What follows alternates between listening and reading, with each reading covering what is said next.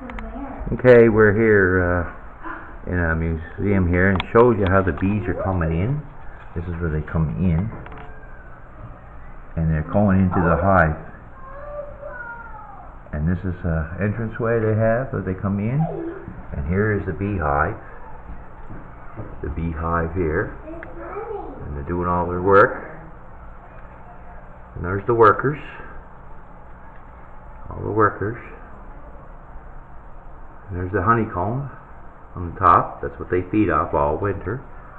I do not see the queen yet. I do not see the queen. You can see they're coming in and out.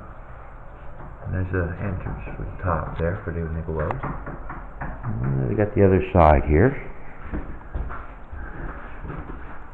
And there it is there. You see the bees. Don't touch them. I'm not. There's the honeycomb. What's in here? And the queen is usually down at the bottom. Usually. Where the bees? Honey. In my dopey.